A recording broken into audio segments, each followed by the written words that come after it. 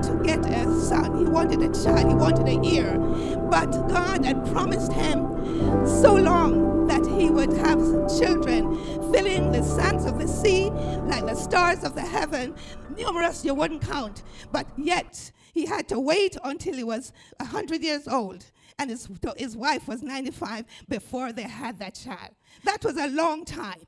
A long time of wandering, but all that was like a bad storm that he had in his life to bring him to a man of faith. The same thing happened to Joseph.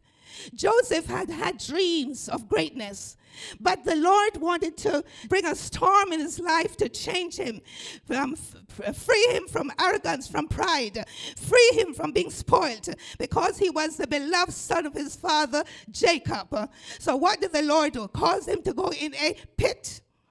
Then he caused him to go into slavery. Then he put him a storm in prison. That was quite a storm. 13 full years of going from place to place, wondering, is my Jehovah listening to me? Is God still with me? Why am I suffering? Why am I going all through this? But that was to bring him to the place of being president of a country, leader of his great people, to be somebody great.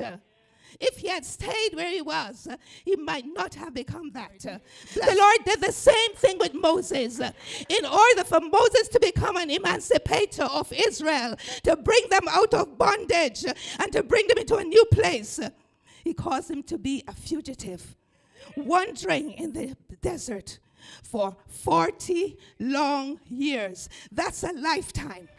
He did the same thing with David. Look at David, the greatest king that ever reigned on earth.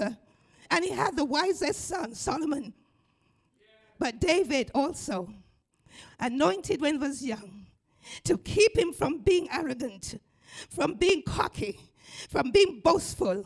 He allowed him to become also a fugitive, being chased by a jealous king, King Saul. But that also, it wasn't brought on by sin. It was God wanting to mold him. The question this morning to us, you and me, what storms are you going through this morning? What is it that the Lord wants to do with your life? What changes does he want to bring in your life? Because when we get storms, it does something to us.